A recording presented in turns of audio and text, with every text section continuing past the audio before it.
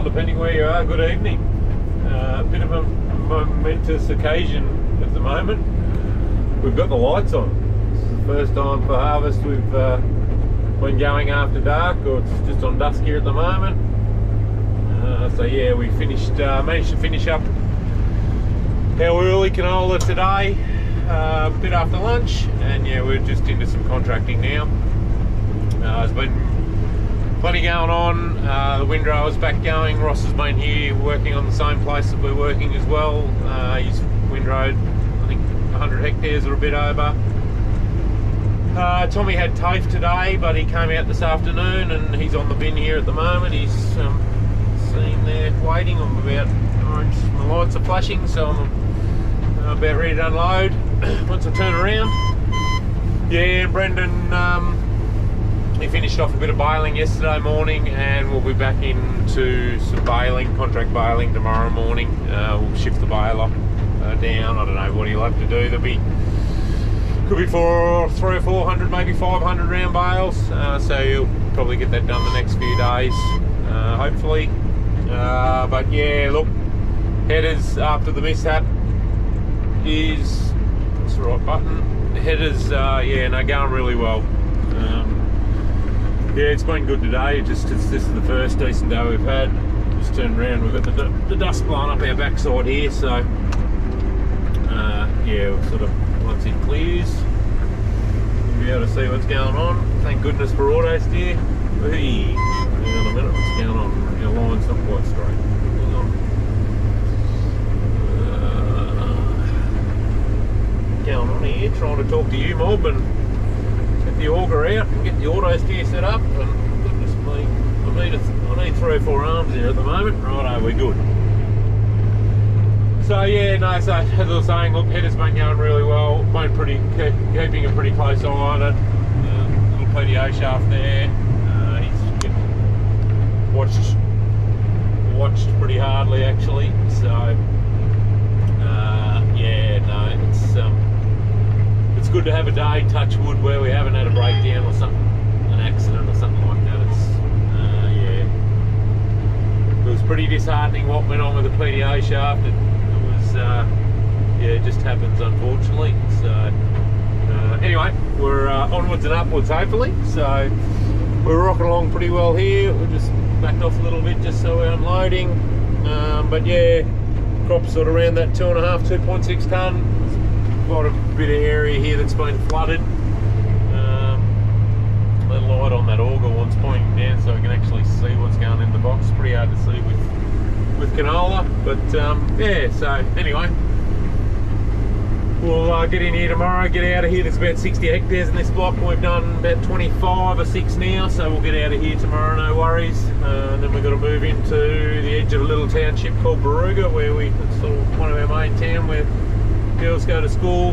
We've got 100 hectares in there, and that's a job we sow, windrow and harvest, so it's one of our regular guys, and it's always good being on the edge of town because you can duck into the bakery for a coffee in the morning, and generally you're having a steak sandwich or something from the takeaway shop for dinner, or pizza or something like that. So yeah, no, second night of dinner in the paddock, which was good. So yeah, just we're not running super late. We'll what is it now? It's about 9 o'clock now. We'll probably do another hour and a half. And look, we haven't got the big orange bin here, so we're gonna fill up. So which is, yeah, look, not the end of the world. So, but no, the weather's warmish today. Had a jumper on this morning early, and jumper on yesterday morning early. But no, it's this is the enjoyable part of harvest, where you're stripping tons and you're getting a bit done. So fingers crossed. I said this a couple of videos ago, and I think it probably cursed me, but anyway, look, fingers crossed. We've had all our bad luck and our breakdowns, and yeah, we can get across a bit of country and get a bit done. So plan is we'll finish here. We've got the 100 hectares in on the edge of Barooga. Then we've got about 60 or 80 hectares of standing canola, which is a contract job as well. And then we might come back and just finish off a little patch. It's about 20 hectares, if it's not too wet, of our own. Sorry, I'm looking down there. I'm up here. And then yeah, we'll get into the cereals. So, and hopefully we can do all our cereals. There'll be our grazing wheat. I think it may be still too green, but look, hopefully we can get the bulk of our cereals done, and then we can just continue on with the contracting. And you know, once we've got our own harvested, well, the pressure comes off to a certain extent. So yeah, get it off and get it in the bank, and yeah, then just concentrate if I can get it out on the contracting side. So anyway, keep watching along. We'll talk to you in the morning. Still rocking along. Yeah, we finished where we were. We've just moved into the edge of the township of Moruga. Sort of just across the road there. So yeah, good long straight runs. Crops yielding well. The cockatoos have got into, just see the tops of the rows here are a bit white.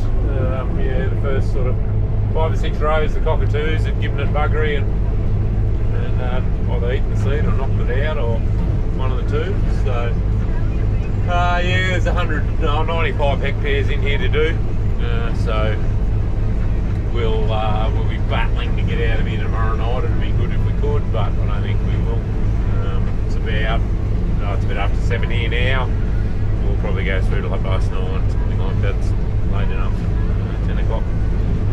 Yeah, warming up, talking 30 odd degrees, or 31 or 2 on the weekend. Yeah, just had dinner delivery. I think we've got spag bowl tonight. So yeah,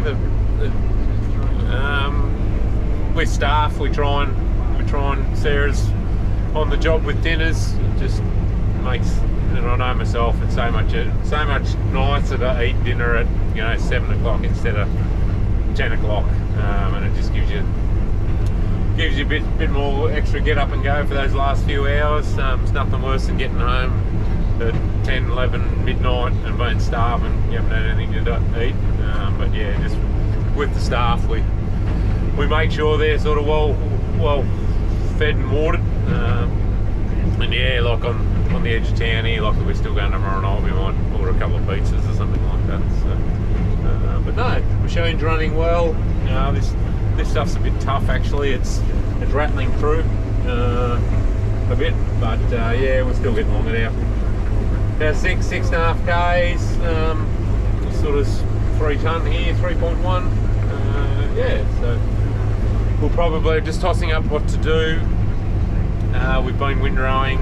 Ross has been windrowing, and we've been windrowing our own. It's got a paddock still a bit green, and we've left a bit because it's too dry. So I'm actually thinking we're supposed to go direct heading some canola, another contract job after here, but I'm actually thinking about we might skip home and strip the barley and just give that direct heading stuff a few more days to dry out, because I'm hearing, just talking to another neighbour there before, he's got stuff that's still too green, it's just not ready. So there would be a bucket of raw down there, and strip half a box full and it'll be too wet. So I'm thinking if the barley will go, we might go and do it.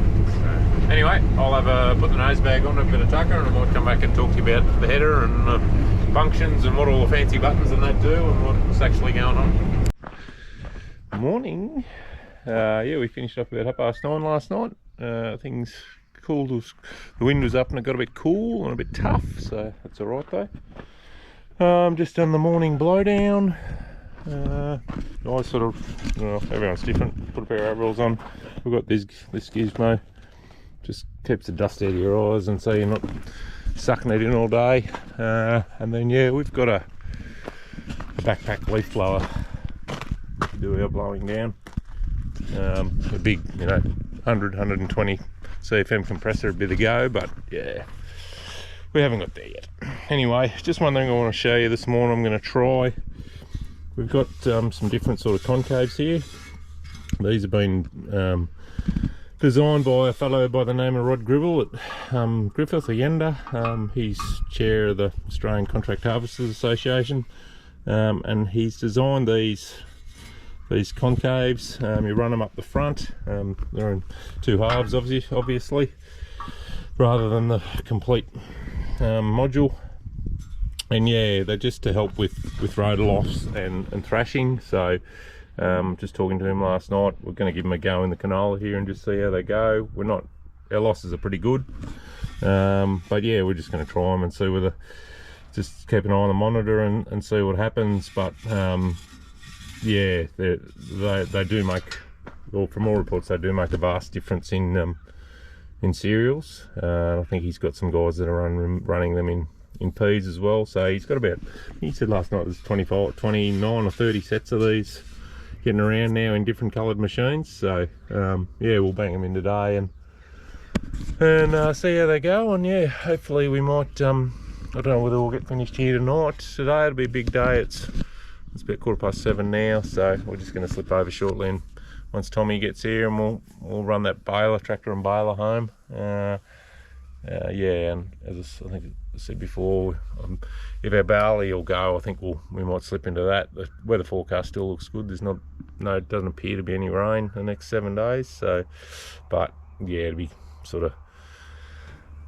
good to get a bit more of our own crop in, to be honest, just to help the bank balance. So yeah, and look, it's while it's still standing in the paddock, it's obviously still open to the elements. So look, if the barley will go, yeah, we might slip out there. There's only probably 2 days in it, and I don't think the wheat will be ready anyway. But yeah, so anyway, that's we'll get these things in and yeah, see how we go.